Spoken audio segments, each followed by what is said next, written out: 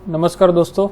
आज के इस वीडियो में हम जानेंगे कि लिम्फोमा क्या होता है, इसमें पेशेंट को क्या सिम्टम्स होते हैं और इसको कैसे डायग्नोस किया जाता है और ये एफडीजी पेट सीटी में कैसा दिखता है। तो लिम्फोमा है वो जो कैंसर है वो जनरली लिम्फोसाइट को इन्वॉल्व करता है। लिम्फोसाइट एक तरह के वाइट ब्लड सेल्स होते हैं जो हमारे ब्लड में होते हैं और जो हमारी इम्यून सिस्टम को बनाए रखने में हेल्प करते हैं।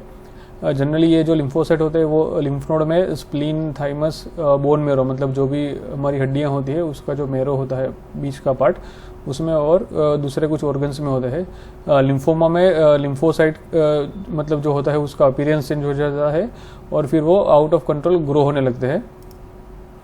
अभी जो कोजेज है मेनली वो जो एक है इन्फेक्शन, ईबी वायरस का इन्फेक्शन हो या फिर एचआईवी का इन्फेक्शन हो तो उसकी वजह से भी लिम्फोमा हो सकता है। ईबी वायरस का फुल फॉर्म होता है एप्स्टीन बार वायरस। उसके बाद किसी पेशेंट को जेनेटिक प्रीडिस्पोजिशन मतलब जेनेटिक डिजीज़ की वजह से हो सकता है, वीक इम्यून सिस्टम की वजह से हो सकता है। किसी पेशेंट को अगर फैमिली हिस्ट्री है लिम्फोमा की मतलब उनके पेरेंट्स में या फैमिली मेम्बर में लिम्फोमा है तो उनको हो सकता है। और एक्सपोजर टू टॉक्सिन मतलब कोई भी टॉक्सिन या फिर केमिकल से एक्सपोजर होता है तो उससे भी लिम्फोमा हो सकता है। अभी इसके कुछ जो सिम्टम्स है वो जनरली जो जनरलाइज सिम्टम्स होते हैं वैसे ही होते हैं, जैसे कि फीवर होता है, वेट लॉस होता है, नाइट स्वेट। ये एक बहुत ही मतलब स्पेसिफिक सिम्टम है जिसमें पेशेंट को रात को मतलब पसीना होता है, फिर फटीग होता है, फिर इचिंग, ये सब जनरलाइज सिम्टम्स है। फिर जहाँ पर भी लिम्फ नोड होते हैं वहाँ पर सूजन या फिर स्वेलिंग हो जाता है, जैसे कि गले में या फिर आर्म पिट मतलब हमारे शोल्डर होता है इसके नीचे का पार्ट जो होता है वो आर्म पिट में स्वेलिंग हो जाता है या फिर ग्रोइन का एरिया उसमें स्वेलिंग हो जाता है। फिर एब्डोमिनल फुलनेस हो जाती है। लीवर और स्प्लीन जब भी साइज में बड़े हो जाते हैं लिम्फोमा की वजह से तो उसकी वजह से एब्डोमिनल फुलनेस भी होता है। ये एक इमेजिक रिप्रेजेंटेशन है लिम्फोमा में, जैसे कि यहाँ पर हम देख सकते हैं कि फटीग या फिर लॉस ऑफ एपेटाइट, यहाँ पर लिम्फ नोड एनलार्जमेंट जब भी होता है गले के पार्ट में तो वहाँ पर सूजन हो जाता है। अगर लंग में इन्वॉल्वमेंट है तो वहाँ पर शॉर्टनेस ऑफ ब्रीथ मतलब सांस लेने में तकलीफ होना और फिर कफिंग होती है। लीवर बड़ा हो जाता है, किडनी में अगर हो तो नेफ्रोटिक सिंड्रोम होता है, बोन और जॉइंट पेन होता है। सिस्टेमिक डिजीज़ में weight loss, loss of appetite, fever और नाइट स्वेट होता है। स्प्लीन एनलार्जमेंट होता है। मसल में भी डिजीज़ होता है तो मसल में वीकनेस हो जाती है और बोन मेरो में इन्वॉल्व हो तो बोन पेन भी होता है। तो लिम्फोमा के जो दो मेन क्लासिफिकेशन है कि होजकिन्स लिम्फोमा और नॉन होजकिन लिम्फोमा। अभी इन दोनों में डिफरेंस हम देखें तो जो होजकिन लिम्फोमा है उसमें जनरली बी लिम्फोसाइट इन्वॉल्व होते हैं और नॉन होजकिन लिम्फोमा में प्रीडोमिनेंटली बी और उसके बाद टी लिम्फोसाइट इन्वॉल्वमेंट होता है। और जो पर्टिकुलर जो एरिया होता है होजकिन लिम्फोमा का वो एक लिमिटेड एरिया होता है और वो लिमिटेड पार्ट को इन्वॉल्व करता है, लेकिन जो नॉन होजकिन लिम्फोमा है वो जनरली वाइड स्प्रेड होता है।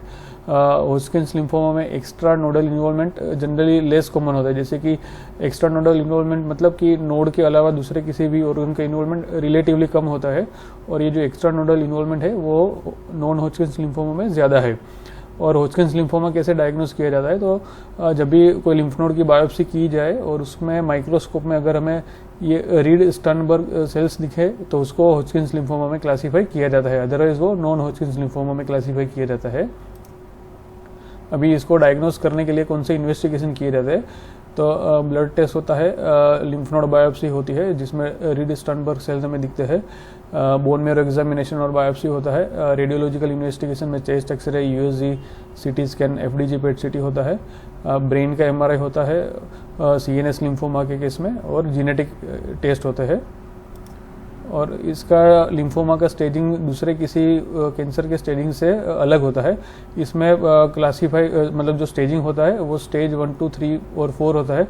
वो डिपेंड करता है डायाफ्राम के ऊपर या नीचे के लेवल पे कौन सा लिम्फ नोड या फिर एक्स्ट्रा नोडल ऑर्गन में इन्वॉल्वमेंट है। अगर डायाफ्राम के ऊपर या नीचे में एक ही साइड में एक ही रीजन के लिम्फ नोड इन्वॉल्वमेंट है तो वो स्टेज 1 होता है। अगर डायाफ्राम के एक ही साइड में दो लिम्फ नोड रीजन में इन्वॉल्वमेंट है तो वो स्टेज 2 में मतलब वो कंसीडर किया जाता है। अगर डायाफ्राम के दोनों साइड मतलब ऊपर भी एक साइड और डायाफ्राम के नीचे भी एक साइड अगर डिजीज होता है तो वो स्टेज 3 होता है। और फिर स्टेज 4 में वाइड स्प्रेड डिजीज होता है, मतलब लिम्फ नोड भी होता है, बोन का इन्वॉल्वमेंट होता है, लीवर का इन्वॉल्वमेंट होता है, कभी कभी लंग का इन्वॉल्वमेंट होता है और सॉफ्ट टिश्यू का इन्वॉल्वमेंट भी होता है। तो इस तरह से हम लिम्फोमा का स्टेजिंग दूसरे जो भी कैंसर होते हैं उससे अलग होता है। लिम्फोमा के ट्रीटमेंट ऑप्शन में अवेलेबल क्या होता है, तो उसमें chemotherapy, immunotherapy, radiation therapy, targeted therapy और स्टेम सेल ट्रांसप्लांट होता है। ये ट्रीटमेंट ऑप्शन हॉजकिन्स लिम्फोमा और नॉन हॉजकिन्स लिम्फोमा में जो भी होता है वो अलग अलग होता है। चलिए अब हम देखते हैं कि दो अलग अलग पेशेंट में लिम्फोमा का अपीयरेंस कैसा होता है और ट्रीटमेंट के बाद उन दोनों में मतलब जो भी डिजीज़ होता है उसमें कैसे चेंजेस आते हैं। अभी आपके जो सामने जो इमेज दिख रही है, लेफ्ट साइड जो है वो सीटी स्कैन की इमेज है और राइट साइड है वो पेट की इमेज है। अभी जब हम इन दोनों इमेज को फ्यूज़ करते हैं तो हमें पेट और सीटी की एक फ्यूज़न इमेज मिलती है। तो जैसे ही हमने ये फ्यूज़ किया तो ये जो आपके लेफ्ट साइड है ये पेट सीटी की फ्यूज़न इमेज है और इसमें हमें पता चलेगा कि जो नॉर्मल अपटेक कैसा होता है और एबनॉर्मल अपटेक जो लिम्फोमा में होता है वो कैसा होता है। ये ब्रेन में जो अपटेक है ये नॉर्मल अपटेक है। जैसे ही हम नीचे जाते हैं तो यहाँ पर हमें बहुत सारे लिम्फ नोड दिखते हैं जिसमें एफडीजी अपटेक है। ये लिम्फ नोड काफ़ी बड़े हैं और इसमें एफडीजी अपटेक भी ज़्यादा है। इसको अगर हमें खाली सीटी स्कैन की इमेज में देखना है तो हम इसको सीटी स्कैन की इमेज में कन्वर्ट कर देते हैं और फिर हम अगर देखें तो जो यहाँ पर राइट साइड में लिम्फ नोड है तो आप देख सकते हैं कि ये राइट साइड में एक्सिलरी रीजन में लिम्फ नोड्स है और यहाँ पर कोई लिम्फ नोड नहीं है। तो यहाँ पर ये खाली फैट है लेकिन यहाँ पर ये बहुत सारे लिम्फ नोड्स है जो साइज़ में भी काफ़ी बड़े हैं और नंबर में भी काफ़ी है। जब भी हम इसको पेट सीटी में देखते हैं तो ये फ्यूज़न इमेज में हमें अपटेक दिखाते हैं। तो ये हमें जो लेफ्ट साइड की इमेज है उसमें ये एफडीजी पेट में अपटेक दिखा रहे हैं तो उसका मतलब ये सब पैथोलॉजिकल एबनॉर्मल लिम्फ नोड है। तो ये सारे के सारे लिम्फ नोड्स हॉजकिन्स लिम्फोमा के हैं। ऑलरेडी इस पेशेंट की बायोप्सी हो चुकी है और उसमें हॉजकिन्स लिम्फोमा प्रूव हो चुका है। उसके बाद स्टेजिंग के लिए इस पेशेंट को भेजा गया था कि अभी हमारे शरीर में मतलब पेशेंट के शरीर में कहाँ कहाँ पर लिम्फ नोड्स या फिर एक्स्ट्रा नोडल डिजीज़ है। तो आप देख सकते हैं कि पेशेंट को राइट साइड एक्जिला में और इवन राइट साइड इंफ्राक्लेविकुलर रीजन में लिम्फ नोड्स है। उसके अलावा जैसे हम नीचे जाएंगे तो अभी हमें दिखेगा कि ये जो स्प्लीन है ये स्प्लीन है लेफ्ट साइड में। स्प्लीन में भी अपटेक आ रहा है और उसमें भी कुछ हाइपोडेंस लीजन्स आ रहे हैं। आप यहाँ पर देख सकते हैं ये पेट की इमेज में ये कुछ ये ब्लैक डॉट्स है। ये सारे के सारे जितने भी ब्लैक डॉट्स है वो डिजीज़ के पार्ट है। यहाँ पर भी आप सीटी स्कैन की इमेज में देख सकते हैं कि हाइपोडेंस मल्टीपल हाइपोडेंस एरिया हमें दिखते हैं यहाँ पर स्प्लीन में। तो ये सब स्प्लेनिक इन्फिल्ट्रेशन है लिम्फोमा की वजह से है और इसमें इवन स्प्लीन भी बड़ा हो चुका है। अगर आप देखें तो ये स्प्लीन की साइज़ है भी काफ़ी बड़ी हो चुकी है। तो स्प्लीनोमेगाली विथ स्प्लेनिक इन्वॉल्वमेंट है। तो इसमें हम देख सकते हैं कि लिम्फोमा जो है वो राइट साइड एक्सिलरी नोड्स और स्प्लीन में इन्वॉल्वमेंट है, बाकी कहीं पर भी इन्वॉल्वमेंट नहीं है। हम अभी पेट सीटी फ्यूजन इमेज में देखें तो ये स्प्लीन में अपटेक आ रहा है और नीचे कहीं पर भी ऐसा कोई अपटेक नहीं आ रहा है। तो ये आई थिंक 8 या 10 साल का लड़का था जिसमें ये लिम्फोमा था। पेशेंट को फिर कीमोथेरेपी दिया गया था और उसके बाद हमने फॉलोअप पेट सीटी किया था। आइए अब देखते हैं कि फॉलोअप पेट सीटी में इसका कैसा रिस्पॉन्स आता है। ये फॉलोअप पेट सीटी है। इसमें हम देख सकते हैं कि लेफ्ट साइड में यहाँ पर जो लिम्फ नोड्स है, यहाँ पर जो बड़े बड़े लिम्फ नोड्स है उनकी साइज़ कम हो चुकी है और ये सारे के सारे लिम्फ नोड्स अभी एफडीजी नॉन एविड है। उसका मतलब ये हुआ कि जो भी इनको ट्रीटमेंट दिया गया था वो काफ़ी इफ़ेक्टिव रही और उसकी वजह से जो भी लिम्फोमा का डिजीज़ था वो काफ़ी हद तक रिग्रेस हो गया है। और इवन स्प्लीन में भी अगर हम देखें तो स्प्लीन में भी कोई भी अपटेक नहीं है और स्प्लीन में जो हाइपोडेंस लीजन आ रहे थे वो भी अभी काफ़ी हद तक मतलब नेग्लिजिबल नंबर में है और काफ़ी हद तक रिग्रेस हो चुके हैं। इवन यहाँ पर पेट की इमेज में भी हम देखें तो वो जो प्रीवियसली जो पेट था उसमें जो डॉट्स दिख रहे थे ब्लैक डॉट्स वो भी अभी नहीं दिख रहे। तो इसको अगर हमें मेडिकल कंडीशन में बोलना चाहे तो इसको कंप्लीट मेटाबॉलिक रिस्पॉन्स बोल सकते हैं। उसका मतलब ये हुआ कि मेटाबॉलिक जो भी पहले अपटेक था वो अभी अपटेक ज़रा भी नहीं है और इवन साइज़ भी रिग्रेस हो चुकी है। तो इसको हम कंप्लीट मेटाबॉलिक रिस्पॉन्स बोलेंगे। और इसके साथ दूसरे बॉडी के दूसरे पार्ट में भी कहीं पर भी ऐसा कोई अपटेक नहीं है, मतलब कोई भी नया डिजीज़ डेवलप नहीं हुआ है। अभी हम दोनों इमेज को साथ में देखते हैं, मतलब प्री कीमोथेरेपी और पोस्ट कीमोथेरेपी, तो हमें अच्छी तरह से पता चलेगा कि कैसे ये इम्प्रूवमेंट हुआ है। इधर हम देख सकते हैं कि आपकी जो राइट साइड की इमेज है ये प्री कीमोथेरेपी इमेज है। इसमें हम देख सकते हैं डेट 20/10/2022 की है, और उसके बाद जो फॉलोअप पेट सिटी हुआ था वो 16 दिसंबर 2022 को हुआ था। मतलब ऑलमोस्ट 2 महीने के बाद जो पेट सिटी हुआ था कीमोथेरेपी देने के बाद, उसमें और कीमोथेरेपी के पहले के जो पेट सिटी है उसमें काफ़ी डिफरेंस है। राइट साइड वाला है वो प्रीवियस कीमोथेरेपी से पहले का पेट सिटी है जिसमें बहुत सारे लिम्फ नोड है, और ये जो लेफ्ट साइड वाली इमेज है इसमें कीमोथेरेपी के बाद जो रिस्पॉन्स आया है वो हम देख सकते हैं। इसका मतलब ये होगा कि कंप्लीट मेटाबॉलिक रिस्पॉन्स जो मैंने पहले आपको बताया है, और ये स्प्लीन वाले जो लीजन थे वो भी चले गए हैं। इसमें भी हम स्प्लीन में देखें तो इसमें जो लीजन्स थे वो भी मतलब जो कीमोथेरेपी के बाद पेट सिटी हुआ उसमें चले गए हैं। चलिए अब किसी दूसरे पेशेंट में हम देखते हैं। तो यहाँ पर ये FDG PET CT fusion image है। इसमें हम देख सकते हैं कि यहाँ नेजोफेरिंग्स में लीजन आ रहा है और उसमें FDG अपटेक है। उसके साथ बायलेटरल टॉन्सिलर फोसा में डिजीज है। यहाँ पर रेट्रोफेरिंजियल नोड है। इवन ये जो बायलेटरल सर्वाइकल नोड है यहाँ पर और यहाँ पर वहाँ पर भी लिम्फ नोड्स है।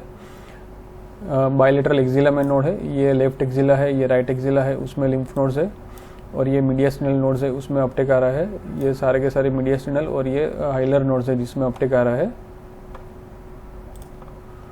अभी हम नीचे जाते हैं तो ये लंग में जो अपटेक है, ये लंग वाला पार्ट है, लंग में भी अपटेक आ रहा है, लंग में भी नोड्यूल है, और ये स्प्लीन में लीजन है जिसमें अपटेक आ रहा है। अभी जैसे हम नीचे जाते हैं तो ये सब मल्टीपल इंट्रा एब्डोमिनल नोड्स है, ये इंट्रा एब्डोमिनल नोड्स है उसमें अपटेक आ रहा है, ये भी सब इंट्रा एब्डोमिनल नोड्स है जिसमें अपटेक आ रहा है। जैसे हम नीचे जाते हैं तो ये सारे के सारे नोड्स है जिसमें अपटेक आ रहा है। यहाँ तक कि ये लेफ्ट साइड इंग्वाइनल रीजन में और इवन ये राइट साइड इंग्वाइनल रीजन में भी छोटा सा नोड है जिसमें अपटेक आ रहा है। तो ये पेशेंट, ये दोनों राइट साइड और लेफ्ट साइड फीमोरल नोड्स है। तो ये पेशेंट को नॉन हॉजकिंस लिम्फोमा था। जैसे हमने देखा कि नॉन हॉजकिंस लिम्फोमा होता है उसमें एक्स्ट्रा नोडल इन्वॉल्वमेंट रिलेटिवली ज़्यादा होता है। तो इसमें हम देख सकते हैं कि इसमें लंग में भी डिजीज़ है और स्प्लीन में भी डिजीज़ है। इस पेशेंट को भी कीमोथेरेपी दिया गया था और कीमोथेरेपी के बाद भी पेट सिटी हुआ था। आइए देखते हैं कि कीमोथेरेपी के बाद का पेट सिटी का अपीयरेंस कैसा है। ये जो FDG पेट सिटी स्कैन है ये कीमोथेरेपी के बाद का है। इसमें हम देख सकते हैं कि जो नेजोफेरिंग्स में यहाँ पर डिजीज़ था वो अभी दिख नहीं रहा है। इसके साथ मल्टीपल सर्वाइकल नोड्स है, बायलेटरल एक्जिला में नोड्स है वो काफ़ी कम हो चुके हैं जिसमें कोई भी अपटेक नहीं है। मीडियास्टिनम में यहाँ पर नोड्स है वो भी अभी दिख नहीं रहे, और यहाँ पर लंग में भी एक नोड्यूल था वो भी दिख नहीं रहा है। स्प्लीन में जो लीजन था ये लीजन है जो काफ़ी स्मॉल हो चुका है, मतलब छोटा हो चुका है और इसमें कोई भी अपटेक नहीं है। और इवन एब्डोमेन में भी जो नोड थे वो भी छोटे हो चुके हैं जिसमें कोई भी अपटेक नहीं है। हम नीचे जाएंगे और इंग्वाइनल रीजन में देखेंगे तो यहाँ पर भी ये जो नोड थे वो काफ़ी छोटे हो चुके हैं जिसमें कोई अपटेक नहीं है। तो इस पेशेंट को भी कंप्लीट मेटाबॉलिक रिस्पॉन्स आ चुका है ऐसा कंसीडर कर सकते हैं। और इसमें जो भी ट्रीटमेंट दिया गया है, कीमोथेरेपी दिया गया है, उसका काफ़ी अच्छा रिस्पॉन्स आया है। अभी हम प्री कीमोथेरेपी और पोस्ट कीमोथेरेपी जो भी पेट सिटी है वो उस दोनों पेट सिटी को साथ में देखते हैं इसी पेशेंट का। तो अभी इस इमेज में हम देख सकते हैं कि दोनों सेम लेवल की इमेज है, जिसमें आपकी जो राइट साइड की जो इमेज है वो कीमोथेरेपी के पहले की है और लेफ्ट साइड की इमेज है वो कीमोथेरेपी के बाद की है। तो हम देख सकते हैं कि पहले जो बड़े बड़े लिम्फ नोड्स है वो काफ़ी छोटे हो चुके हैं, मतलब अभी तो ऐसा लगता है कि जैसे वो दिख ही नहीं रहे और उसमें कोई भी अपटेक नहीं है। इस इवन जो नेजोफेरिंग्स में यहाँ पर अपटेक था, इसमें हम देखें तो ये नेजोफेरिंग्स में यहाँ पर अपटेक था, ये भी नहीं दिख रहा है। इवन बायलेटरल सर्वाइकल रीजन में ये जो नोड्स है वो भी अभी नहीं दिख रहे हैं। और जो स्प्लीन में लीजन था, ये स्प्लीन वाला लीजन है, तो स्प्लीन वाला जो लीजन था ये भी छोटा हो चुका है और इसमें भी कोई अपटेक नहीं है। और ये राइट साइड लंग में जो नोड्यूल था वो भी अभी अप्रिशिएट नहीं हो रहा है। उसका मतलब ये हुआ कि इसमें काफ़ी अच्छा रिस्पॉन्स मिला है।